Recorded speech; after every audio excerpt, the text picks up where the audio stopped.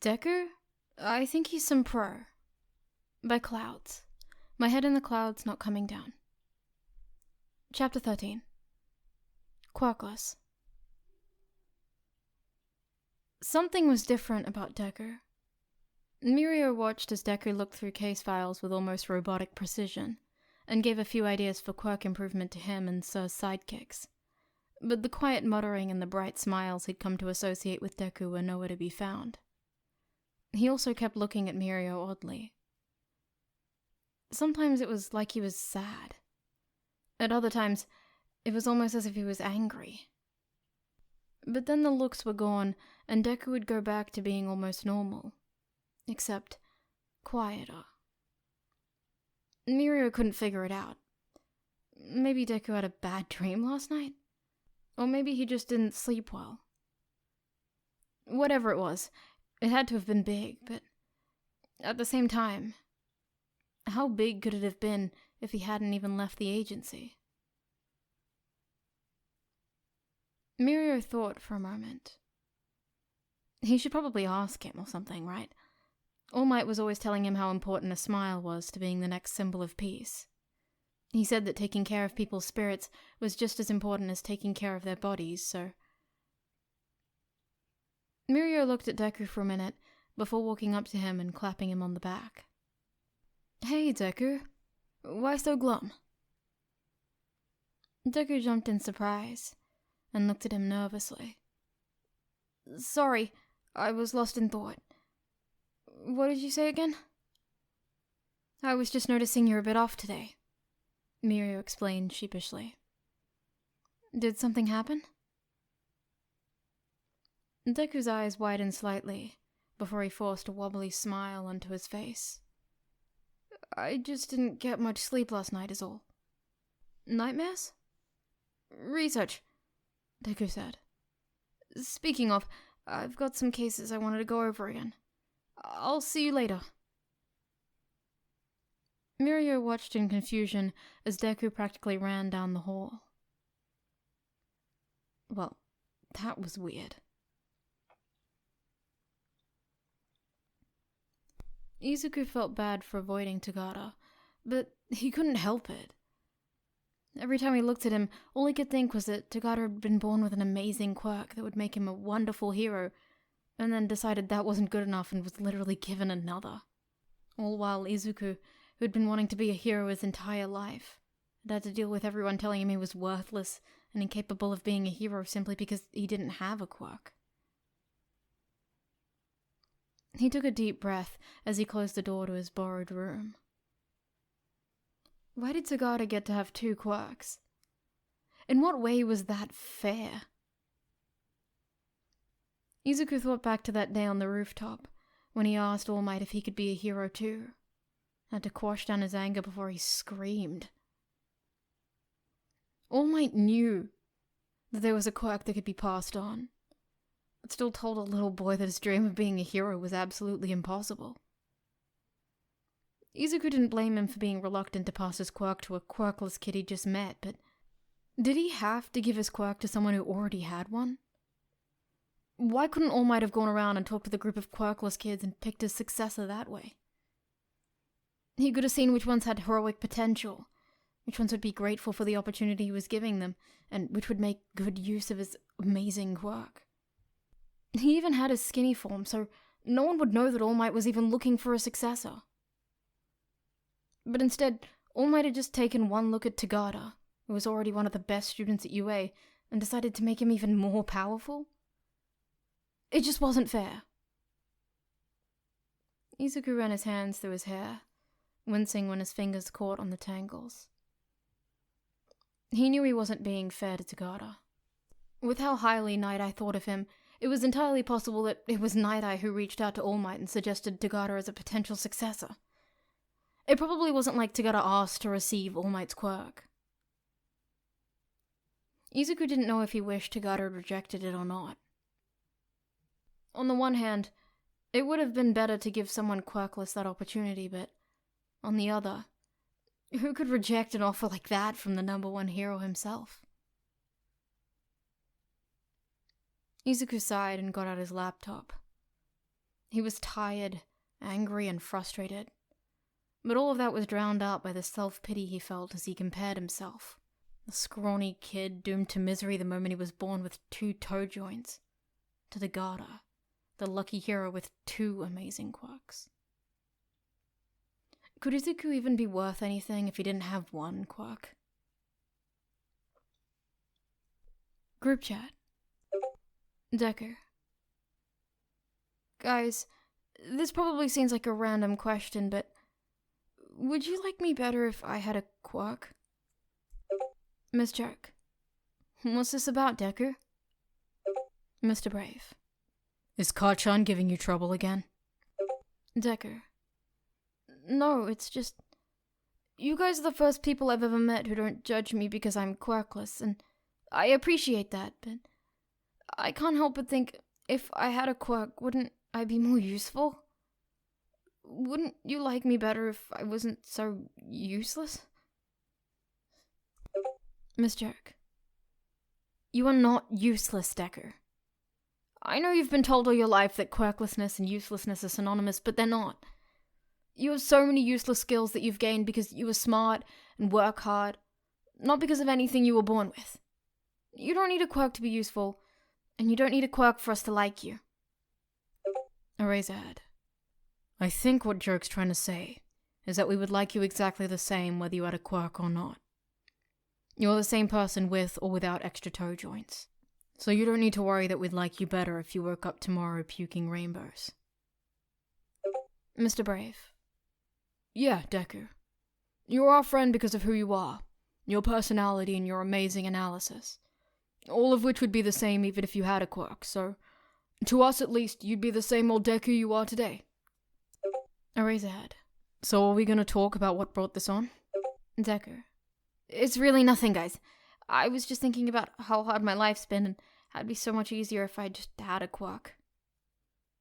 Sorry to bother you guys. Eraserhead. You're not bothering us, problem child. Miss Jerk. Yeah, we're always here for you because we love you, almost as much as Eraser loves me.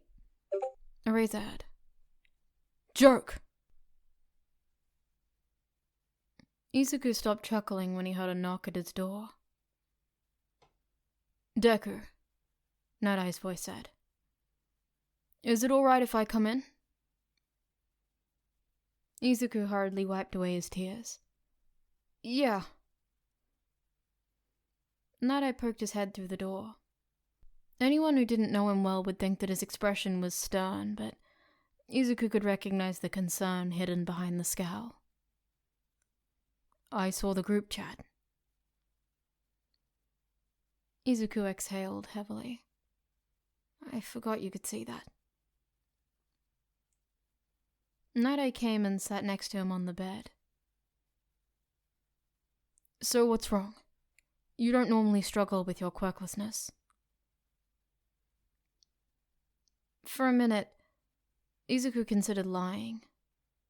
Considered saying something like that Kachan had reached out to him, or he'd seen an anti-quirkless post or something. Or maybe he should tell the truth. Tell Night-Eye he knew about All Might's quirk, assuming Night-Eye knew about it, and that it was really unfair that Tagada gets 2 quirks while Izuku has to go without. Instead, he did neither of those things. I guess I'm just jealous, he said softly. Izuku knew All Might's quirk was supposed to be a secret, and he didn't want to deal with the awkwardness if Night-Eye and All Might knew he'd figured it out. Tagada's quirk was already powerful before it mutated. A look of guilt flashed across Night-Eye's face. So he did know. Cool. I always wanted a quirk so it would help me be a hero. I'm still gonna try to be a hero without one, but it would just be so much easier if I just had a superpower, you know? Night-Eye was silent for a long moment, and Izuku was starting to regret ever speaking up. Of course, Night-Eye would probably feel guilty about recommending Tagada for All Might's quirk instead of Izuku. Should have thought of that.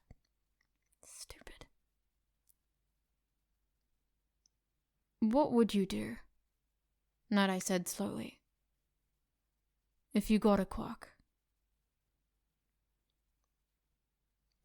The way he phrased it meant it could be interpreted as what he could have done if he'd gotten a quirk like he was supposed to, but Izuku knew what Nighteye was actually asking.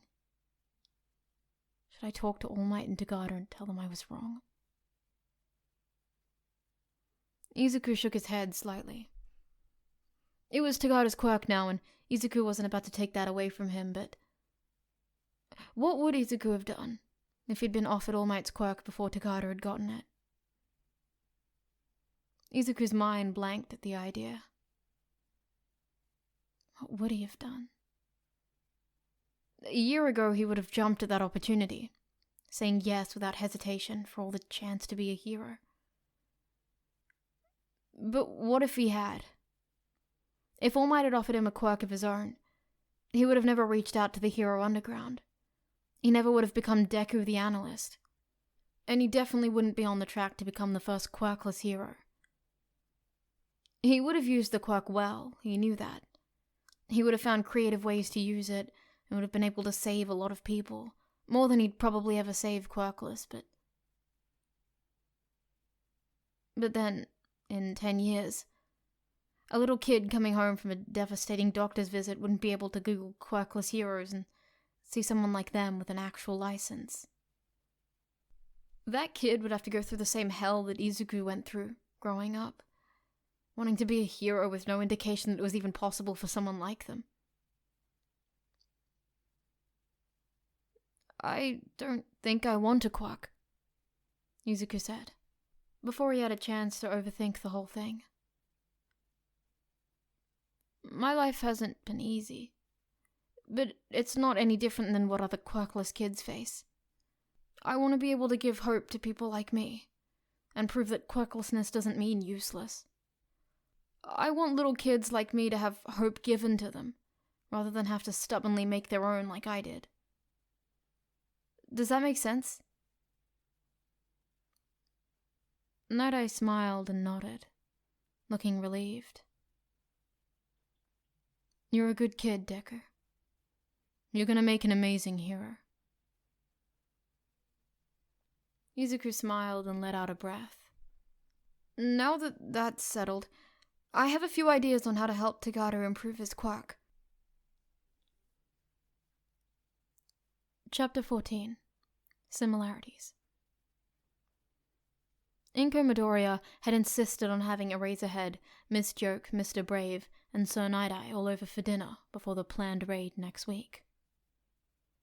Shota didn't see the necessity of it, but she insisted she be able to spend time with the heroes who were responsible for bringing her son home alive, and he hadn't been able to say no.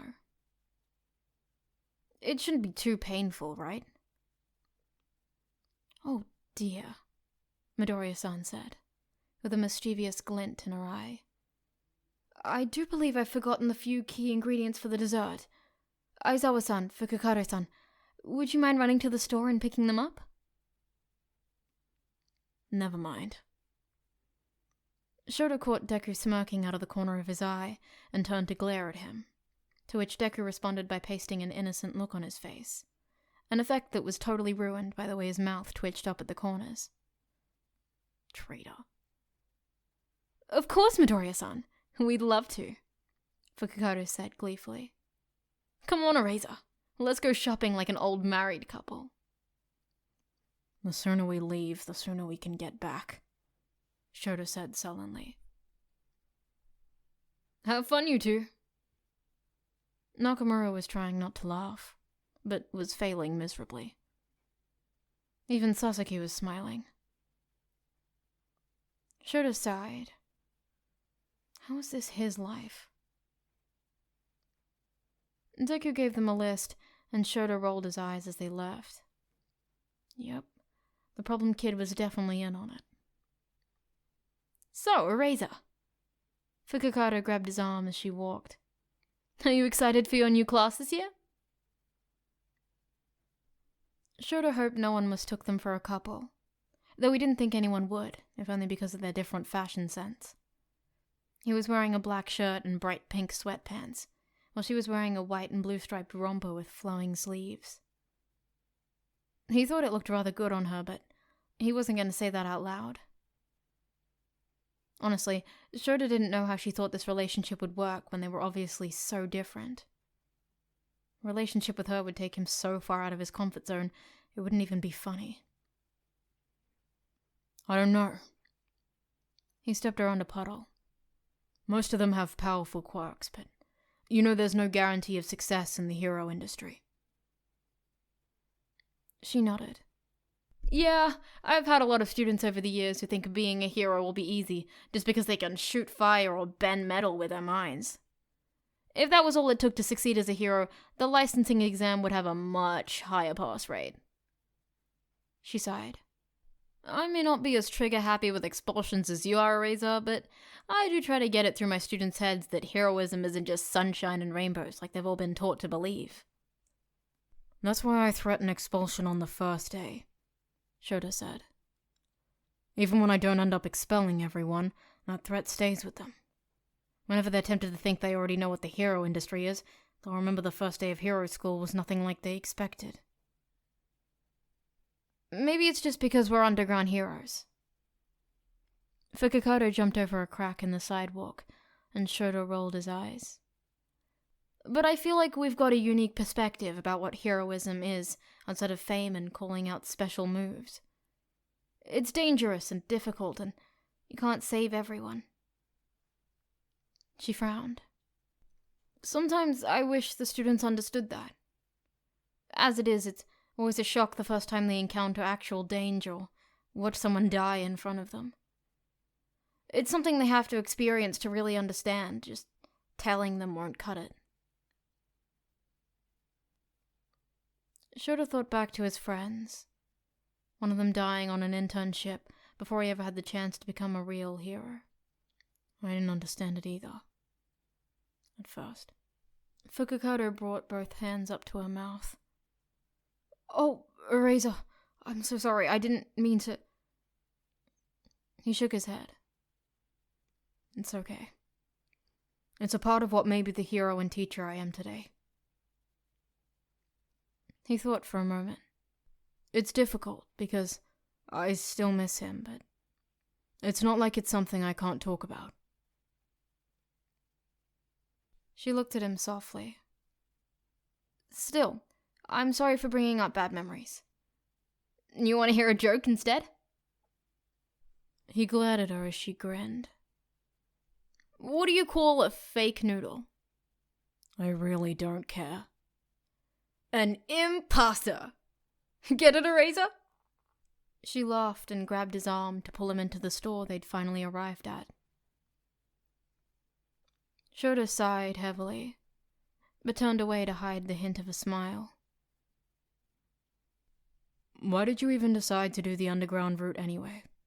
With your loud personality, you could have easily been a daylight hero. Maybe you could have even had a side job as a comedian like Mike does as a radio host. It fits your quirk well enough. Fukukato looked up from the shopping list she'd been studying. I was always told I'd be a good comedian, but to me saving people was more important. I didn't want to be a hero to be famous, because if I was worrying about how to be famous, I wouldn't be worrying about how to be the best hero I can be. Shota hadn't been expecting that answer. If anything, he'd been expecting her to make a joke about it and move on, not give him a genuine answer stemming in her beliefs about fame and heroism. Maybe they weren't so different, after all. Me too, he said awkwardly. Mike always makes fun of me and says I chose to be an underground hero because I hate the media, which is definitely true. He cut off Fukukato, who'd been about to tease him. But it was more because I didn't want to deal with having to constantly watch how I was betraying myself, when all I really wanted to do was save people. Well, Eraser, Fukukato said, as she punched him lightly in the arm. I think you're doing a pretty good job so far. Yeah. Shota rolled his eyes. Now what are we supposed to buy? He couldn't help watching Fukakata as she found everything on the list.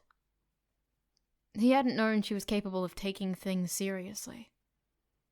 Her attitude had always made him think that everything was a joke to her.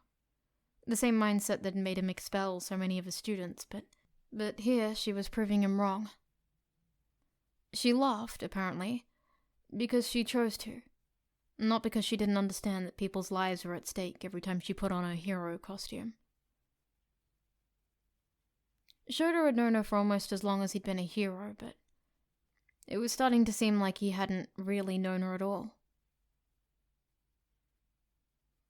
Shoto wasn't quite sure how to feel about that. They've been gone a while, Izuku said nervously. You don't think they ran into trouble, do you? Well, there's two options here, Nakamura said, as he helped chop the vegetables. Either Eraser killed Joke and is now hiding the body, or...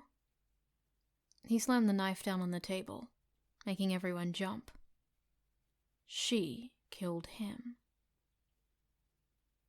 I'd prefer she killed him. The world needs all the laughter it can get. Sasaki sighed. But unfortunately, I think the other possibility is much more likely. Oh, don't be so depressing, Inko said. Maybe they realize they're both madly in love with each other and ran off to Tokyo to get married. And didn't invite us? Nakamura put his hand to his chest in mock betrayal. I thought I was going to be the best man. Izuku laughed. Yeah, right. You're more like the drunk uncle who gives an embarrassing toast. Shut up! Like you wouldn't be the ring bearer? Actually, Inko said with a smile, I'm pretty sure he'd be the flower girl. Mom! Izuku yelped. Sasaki chuckled while Nakamura bent over in laughter, and Izuku glared at them. Never mind. Everyone out! You're all corrupting my mother. Just then, the door opened. Hey! What's everyone laughing about? Don't tell me I missed an awesome joke! Don't worry, Joke, Nakamura yelled. It was just Midoriya-san laying out a sick burn. Fukakata had a pout on her face when she entered the kitchen. No fair! Aizawa entered. Just as long as she's not burning dinner. Everyone stopped and stared at him for a moment, before Fukakata's face split into a wide grin. I didn't know you had a sense of humor, Eraser. He raised an eyebrow. If you didn't, then you've obviously never heard of my logical ruses. I think she meant a sense of humor that other people would find funny, Sasaki said blandly, causing everyone to burst out laughing again, while Aizawa scowled. During dinner, Inko quizzed each of the heroes on what they were going to do to keep Izuku safe. Izuku wanted to tell her she didn't have to worry. He was getting really good at combat, and each of the heroes had constantly drilled into his head the importance of hanging back and observing, so that he wasn't about to recklessly run into a fight. But at the same time, his mom was letting him do this, despite the fact that it was hard for her.